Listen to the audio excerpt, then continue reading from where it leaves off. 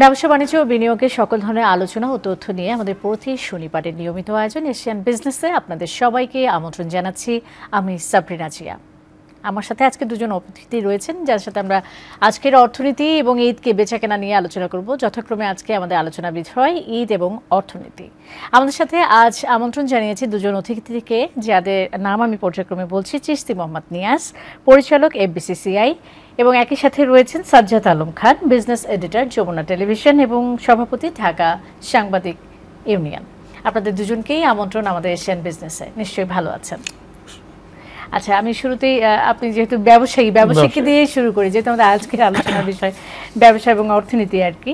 ঈদ এবং পয়লা বৈশাখ দুটো খুব পাশাপাশি যাবে এবং সেই সাথে মার্কেট এখন যথাযথ গতানুগতিকভাবে ব্যস্ত। জুতা, প্রসাধনী, পোশাক থেকে শুরু করে সব ধরনের ভোগ্যপণ্য, সব ধরনের প্রচুর কেনাবেচা চলছে। তো সামগ্রিকভাবে কেমন দেখছেন এবার অর্থনীতি ঈদের? ধন্যবাদ আপনাকে আমাকে আমন্ত্রণ জানানোর জন্য। প্রথমে ঈদের যে সামনে রেখে আপনার সবাইকে অগ্রিম ঈদের শুভেচ্ছা জানাচ্ছি। আর বাংলাদেশের অর্থনীতির চাকা মূলত দুইটা ঈদ আর হচ্ছিল গিয়ে আপনি পয়লা বৈশাখ। এই তিনটা সেলিব্রেশন নিয়ে কিন্তু আপনার অর্থনীতির চাকাটা অনেক স্প্রেড হয়, আকার বৃদ্ধি পায়। এবং এখানে আমাদের নিঃসন্দেহে যে ব্যাপক একটা জনগোষ্ঠী বিভিন্ন কেনাকাটার সাথে কিন্তু সম্পৃক্ত হয়। ইভেন আপনি রমজানের সাথে বাইরে না, তো রমজানের মধ্যে কিন্তু প্রচুর পরিমাণে ভোগ্য সামগ্রী থেকে শুরু হয় কেনাকাটা। এছাড়া আপনি ঈদের জন্য আপনার বিভিন্ন প্রসাধনী সহ আপনার প্রিয়জনদের জন্য যে গিফট সামগ্রী এগুলো কেনা হয়। আর হচ্ছিল গিয়ে আপনার যেটা বললাম যে কুরবানি ঈদ, ওইটা সামনে রেখে কিন্তু আপনার ব্যাপক একটা অর্থনৈতিক কর্মকাণ্ড সঞ্চালিত হয় দেশে। কম্পারেটিভলি গত বছর তুলনায় আপনি জানেন যে কোভিডের পরবর্তী যে অবস্থা, এরপরে ইউক্রেন রাশিয়ার যুদ্ধ, এরপরে আপনার প্যালেস্টাইন, আপনার ইসরায়েলের যে যুদ্ধবিগ্রহ অবস্থা, আমাদের অর্থনীতিতে কিন্তু আপনার গত বছর তুলনায় 2022-এর তুলনায় 2023টা একটু কঠিন ছিল। তো আমরা আশা করছিলাম যে বর্তমান যে নতুন সরকার, এই সরকারটা ভালো একটা অর্থনৈতিক একটা চ্যালেঞ্জ হিসেবে নিয়ে এটাকে সবার জন্য সুষম একটা বন্টন এবং সুষম একটা অবস্থান তৈরি করবে। তো আশাবাণী হচ্ছিল গিয়ে বর্তমানে কিন্তু ডলারের প্রাইস যেটা ছিল কিছুদিন আগেও 120 থেকে 25 টাকা কিন্তু নেমে এসছে অনেকটাই। তো আমরা আশাবাদী যে হয়তো বা এটা আর একটু কমে নিয়ে আসবে, মানুষের ক্রয় ক্ষমতার মধ্যে চলে আসবে, এবং যার ফলে এটার সাথে কিন্তু সম্পৃক্ত হচ্ছিল গিয়ে সব কিছুই। আপনি কেনাকাটাতে শুরু করে আমরা আমদানি নির্ভর দেশ, তো আমদানি যদি আপনার হয়ে যায়, আপনার রেমিটেন্স প্রবাহ যদি বৃদ্ধি পায়, সেই ক্ষেত্রে যদি ডলারের প্রাইস কমে যায়, তাহলে কিন্তু মানুষের ক্রয় ক্ষমতার মধ্যে কিন্তু সব কিছু চলে আসবে। আর বর্তমানে আমরা যে বাজার যে দেখছি, ঈদের বাজার বিশেষ করে আপনার উচ্চবিত্ত তো রয়েছে, তারা কিনছে দেদার আসছে, কিন্তু মধ্যবিত্তের জন্য চাপটা একটু বেশি পরিলক্ষিত হচ্ছে। এবং মধ্যবিত্ত কিন্তু এখন নিম্নবিত্তর যে জায়গাটা, সেখানে কিন্তু মধ্যবিত্ত আপনি হানা দিচ্ছে। আমি এক কথা বলবো, যেমন আপনি কয়েকদিন আগে দেখেছি টিসিবি যে পণ্যবাহী যে ট্রাকগুলো ছিল, ওখানে যে ভোগ্য সামগ্রী যে বিতরণ হচ্ছিল আপনার ন্যায্য মূল্যে, ওখানে কিন্তু মধ্যবিত্ত একটা শ্রেণী কিন্তু ওখানে লাইনে দাঁড়িয়েছিল। তো এটা একটা চ্যালেঞ্জ যে এখান থেকে উত্তরণ ঘটাতে হবে। তবে যেহেতু আপনার সমগ্র বিশ্বই এখন টালমাটাল অবস্থা, বৈশ্বিক অবস্থা, বাইরে আমরা না, তো যদি সব কিছু ঠিকঠাক হয়ে যায়, ইউক্রেন রাশিয়ার যুদ্ধটা স্টপ হয়ে যায়, আপনার একেধারে গাজা প্যালেস্টাইন যুদ্ধটা থেমে যায়, তাহলে আমাদের অর্থনীতির যে প্রবাহ ছিল সেটা নিঃসন্দেহে আগের মতো বেগবান হবে, যেটা আপনার 7.5% জিডিপি আমরা আমাদের সরকার আশা করছে প্রবৃদ্ধি, সেই লক্ষ্যে এগিয়ে যেতে পারবো বলে আমরা বিশ্বাস করি। জি, জনাব সাজ্জাদ আলম খান, এর সাথে আপনাকে একটু ছোট্ট করে জানতে চাই যে সামগ্রিকভাবে কেমন দেখছেন ঈদের অর্থনীতি? ধন্যবাদ ভাই। তো আসলে ড্রাইভিং সিটে বসে আছেন, ব্যবসা বাণিজ্য পরিচালনা করছেন। আমরা কিন্তু ইতিমধ্যেই জেনেছি যে বৃহস্পতিবার রাত থেকেই মানুষ কিন্তু আসলে গ্রামে চলে যাচ্ছে, অর্থাৎ স্বজনদের সাথে ঈদ করবার যে প্রবণতা, গ্রামে ঈদের একটা অন্যরকম আকর্ষণ থাকে, সেটা কিন্তু আমরা বৃহস্পতিবার রাত থেকে শুরু করে শুক্রবার গেছে, শনিবার আরও 2-4 দিন মানুষ এভাবে যাবে। এই যে অর্থনীতিতে এটাও কিন্তু একটা বড় উলম্ফন। পরিবহন যদি ধরেন, আপনার বাস ধরেন, লঞ্চ ধরেন, বিমান ধরেন, ট্রেন ধরেন, প্রচুর লোক, বিপুল সংখ্যক লোক ঢাকায়। ইতিমধ্যে আমরা যারা ঢাকাতে রয়েছি এখন কিন্তু কিছুটা আঁচ পাই যে ঢাকায় কিছুটা হলেও মানুষ কমেছে আর কি। একটা সময় ধরেন যে 80-র দশকেও যদি আপনি ভাবতেন, সেই ঈদটা কিসে সীমাবদ্ধ ছিল, এই জামা, জুতা, সেমাই, চিনি এগুলোর ভিতরে। এখন যদি আপনি দেখেন যে পত্রিকা বা টেলিভিশনের বিজ্ঞাপনও বলে দিচ্ছে যে ঈদের অর্থনীতির অবয়ব কত বড়। আপনি ফার্নিচারের বিষয়টাও যদি দেখেন, বাড়িঘরের বিষয়ও দেখেন, আবার যদি প্রসাধনী সামগ্রীর বিষয় দেখেন, স্বর্ণের অলংকারের কথাও যদি ভাবেন, জামা জুতা এগুলো তো রয়েছে, খাবারের নানা নান্দনিক আয়োজনে সেই জায়গাতে রয়েছে। এর সাথে কিন্তু আপনি যদি দেখেন যে বিভিন্ন পর্যটন এলাকায় কিন্তু ভিড়ভাড়টা বাড়ে, এই যে ঈদের ছুটিটা মানুষ আসলে উপভোগ করবার জন্য বাড়ে। অর্থাৎ আমাদের এই যে ঈদের অর্থনীতি তার একটি বড় অবয়ব পেয়েছে সেই কারণে। যেমন দোকান মালিক সমিতির একটা হিসাব তারা দেয় যে ইতিমধ্যে তারা বলছে যে 25 লাখ দোকানে প্রায় 1,70,00,000 মানে টাকা, মানে এই বিপুল পরিমাণে 1,70,000 কোটি টাকার লেনদেনের একটা বিষয় রয়েছে। ইতিমধ্যে গত মাসে আমরা একটা পরিসংখ্যান, সরকারি পরিসংখ্যান উল্লেখ করতে চাই যে মার্চে প্রায় 22,000 কোটি টাকার রেমিটেন্স এসেছে। এর সঙ্গে আপনি যদি দেখেন যে সরকারি বেসরকারি কর্মচারীদের একটি বিপুল সংখ্যক কর্মকর্তা কর্মচারীরা উৎসব ভাতা পেয়ে থাকেন, অর্থাৎ নিয়মিত বেতনের পাশে তিনি একটি উৎসব ভাতাও পেয়ে থাকেন। সীমিত পরিসরে হলেও এই যে আপনি পয়লা বৈশাখের কথা বলছেন, দুটো উৎসব ভাতা কিন্তু তারা কম বেশি পেয়ে যাচ্ছেন। অর্থাৎ এই অবয়বটা কিন্তু অনেক বেশি। কেউ হয়তো স্বর্ণলঙ্কার কেনে, কেউ হয়তো টাকা পয়সা গুছিয়ে রাখে, বাড়ি মানে বাড়ি কিনবো না, জমি জমা কেনার জন্য হয়তো এই টাকাই হয়তো গুছিয়ে রাখার চেষ্টা করে। এবং এর সঙ্গে যদি আমাদের জাকাতের অর্থনীতিটাও যদি ঈদের সাথে যুক্ত করেন, এটি কিন্তু আসলে এই যে 2 লাখ কোটি টাকারও বেশি টাকা কিন্তু আসলে হাত বদল হয়ে থাকে। ভাই কিন্তু যথার্থ একটি বলেছেন যে আমাদের এখানে মূল্যস্ফীতি রয়েছে, অর্থাৎ মধ্যবিত্ত উচ্চবিত্ত মানুষ বছর জুড়েই জামা কাপড় কেনেন, গয়নাগাটি কেনেন, বাড়িঘর কেনেন, বিভিন্ন জায়গায় বেড়াতে যান দেশ বিদেশে, এই সময় তাদের কিছুটা বাড়তি চাহিদা থাকে। কিন্তু মূল্যস্ফীতিটা যেহেতু আসলে প্রায় 9% বেশি বা 10% ছুঁই, এই জায়গায় নিম্ন আয়ের মানুষের আসলে ঈদ উদযাপনের যে হাত বদলের যে অর্থনীতি, সেই জায়গাটা আপনি বলতে পারেন যে গতবারের চেয়ে হয়তো কিছুটা সংকুচিত হতে পারে। কিন্তু বাংলাদেশের অর্থনীতি বড় হচ্ছে, সেই সঙ্গে পাল্লা দিয়ে আমাদের ঈদ অর্থনীতির একটি জায়গা তৈরি হয়। আমরা যদি শুধুমাত্র ইফতার মাহফিলকে ঘিরেই চিন্তা করি, অর্থাৎ আমরা ব্যক্তি, পরিবার, স্বজন বা গোষ্ঠীবদ্ধ বা সমিতিভুক্ত হয়ে যে আমরা যে এক ধরনের ইফতার মাহফিলের আয়োজন করে থাকি, সেই জায়গায় অর্থের গ্রোথও কিন্তু, সেই জায়গায় বিনিয়োগ বলবো না, সেই জায়গায় যে অর্থ খরচের যে গ্রোথ, সেটা কিন্তু 5 থেকে 7% বেশি। অর্থাৎ এই জায়গাগুলোকে যদি আপনি চিন্তা করেন, রোজার আগে থেকে শুরু করে, রোজার তো ধরেন যে আরও 5-7-10 দিন পর্যন্ত থাকে, কেউ পর্যটনে যায়, কেউ বাড়িতে থাকে, এই যে থাকে, সেই জায়গায় কিন্তু আমরা দেখি যে অর্থনীতি তার একটা বড় আকার ধারণ করে। এই যে বুধবার বা বৃহস্পতিবার থেকে, আমি তার আগে একটু যুক্ত করতে চাই, প্রায় আপনি বলছিলেন প্রায় 22,000 কোটি টাকার ডলারের লেনদেন হচ্ছে, তো এটা শুধুমাত্র ব্যাংকিং চ্যানেলে, এছাড়া আলাদা চ্যানেল তো আছে? আলাদা চ্যানেলে তো অবশ্যই আছে। আমরা তো দেখলাম যে মার্চের রেমিটেন্সের কথা বলছিলাম, এই সব কিছু কিন্তু খরচ হবে ঈদকে কেন্দ্র করে। মানুষ যে উৎসব ভাতা পায় সেটাও কিন্তু ঈদকে ঘিরেই করে। আবার আপনি দেখেন যে এই বাংলাদেশ থেকে এক ধরনের আমরা প্রায় 1.5 দশক ধরে দেখি যে ঈদকে ঘিরে বা ঈদ আসলে একটা বিপুল সংখ্যক মানুষ কিন্তু উমরার জন্য যাচ্ছে। অর্থাৎ আমাদের অর্থনীতির শক্ত ভিত্তি যেমন রয়েছে, আবার মানুষের এই যে ব্যয় করে, অর্থাৎ অনেকে কিন্তু সময়টাকে বেছে নেয় যে এই রমজান মাসে তিনি উমরা করবে, দেশের বাইরে যাচ্ছে, পর্যটনে যাচ্ছে, উমরাতে যাচ্ছে, সেই জায়গাগুলো কিন্তু আমরা দেখি।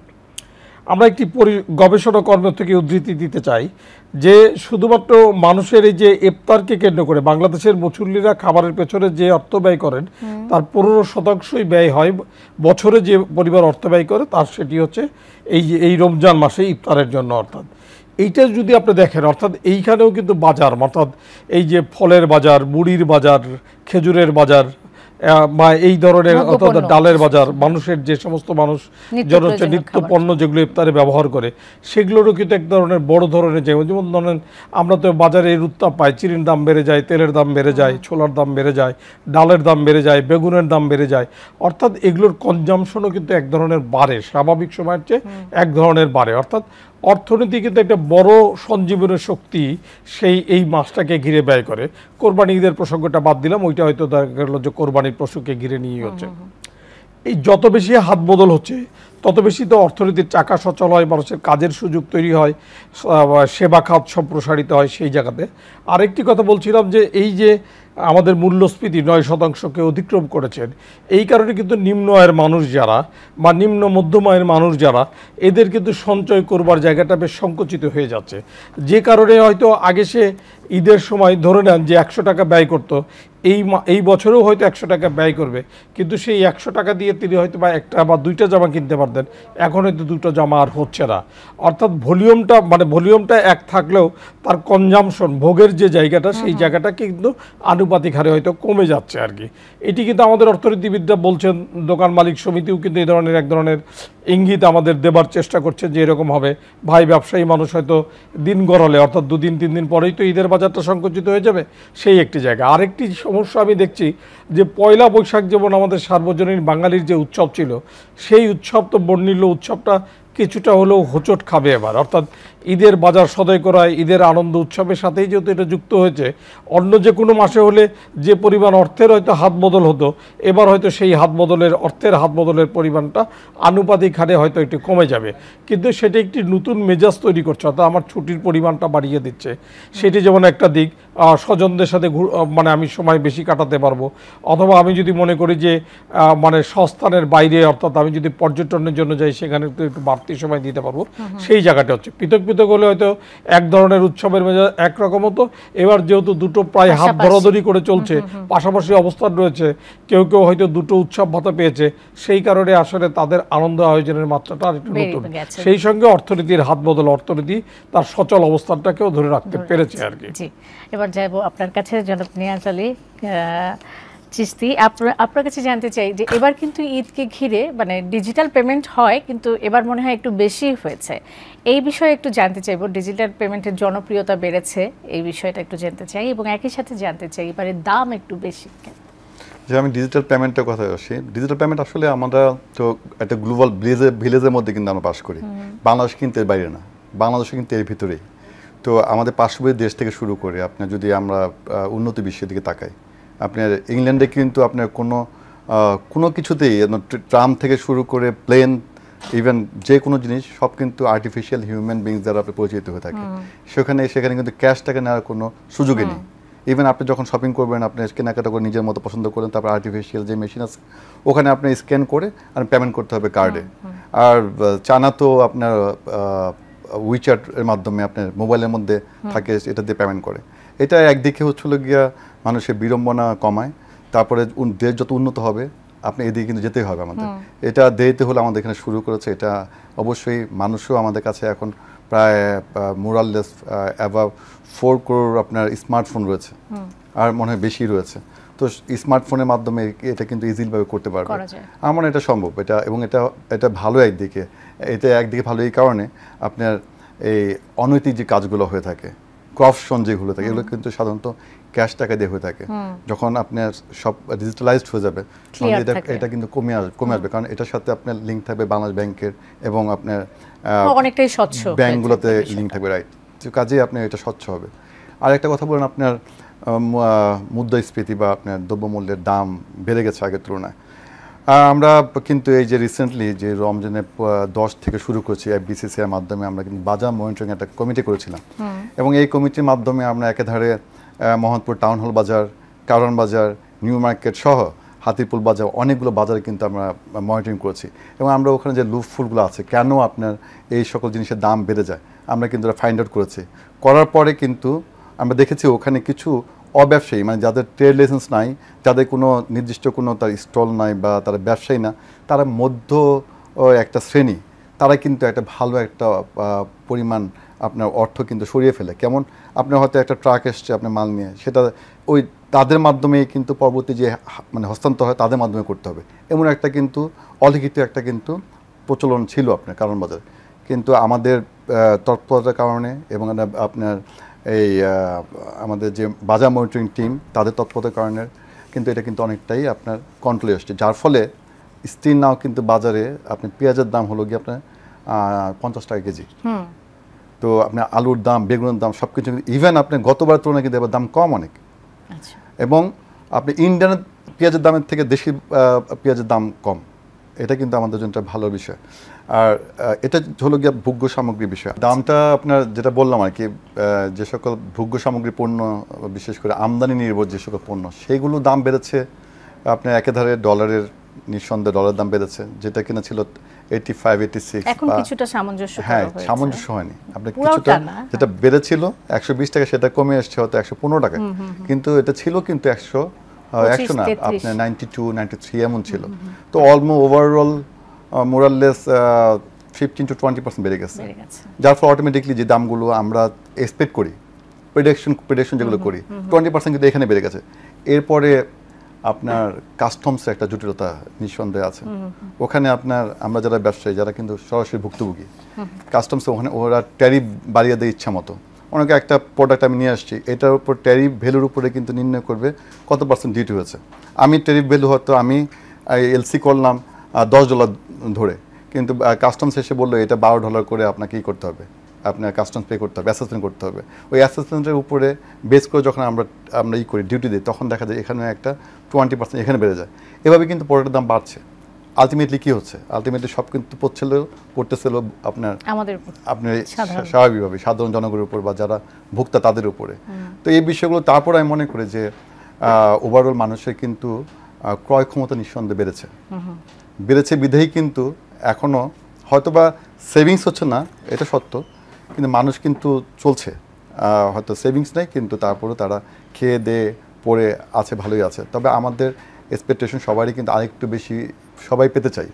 তো আমরা চাচ্ছি, এবং আমরা ব্যবসায়ীরা যারা আছে, বিশেষ করে ব্যাংকের যে অব্যবস্থাপনা রয়েছে, সেগুলো যদি দূরীভূত হয়। এই আপনার রিসেন্টলি এটা সিঙ্গেল ডিজিটে ছিল লোকে আপনার ইন্টারেস্টের হার, এই জাস্ট আপনার লাস্ট ইয়ারে ডিসেম্বর পর্যন্ত, এখন চলে আসে 13%। মানে এখানেও কিন্তু প্রায় আপনার 20-25% বেড়ে গেছে।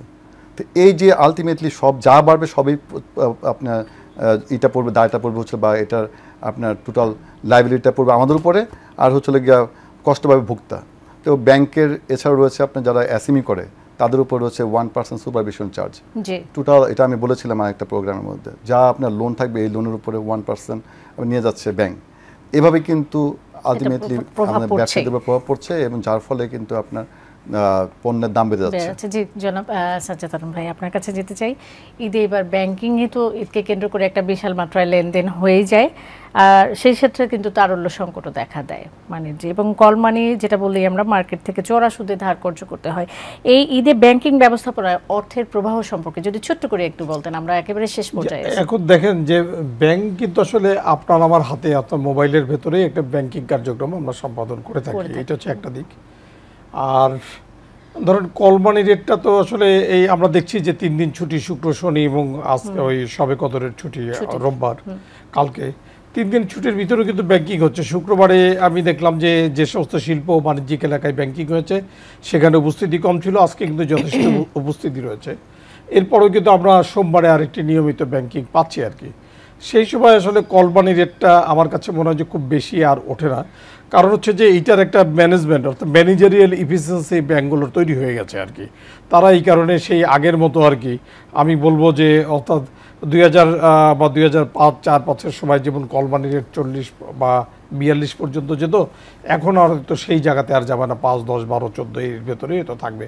অর্থাৎ এই ব্যাঙ্কগুলোর কল মানি রেট যেটা, সেটার ব্যবস্থাপনার একটা ইফিসিয়েন্সি তৈরি হয়ে গেছে অলরেডি। আর ব্যাংকে তো ধরেন যে আমরা এটিএম বুথ ব্যবহার করি, আমরা আসলে ইন্টারনেট ব্যাংকিং ব্যবহার করি, যে কারণে কিন্তু আসলে দৃশ্যমান ভিড়ের জায়গাটা কম আর কি। দৃশ্যমান আমার যখন প্রয়োজন তখন টাকা তুলছি, তখন এটা দেওয়া হচ্ছে।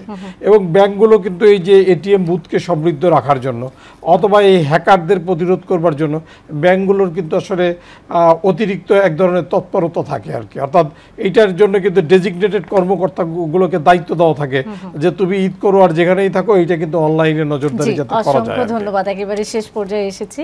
আপনাদের দুজনকেই অসংখ্য ধন্যবাদ আমাদের এশিয়ান বিজনেসে আসার জন্য। দর্শক, আজকের এশিয়ান বিজনেস এই পর্যন্তই। আগামী শনিবার দেখা হবে নতুন কোনো বিষয় নিয়ে। সে পর্যন্ত সবাই ভালো থাকবেন, সুস্থ থাকবেন, নিরাপদে থাকবেন।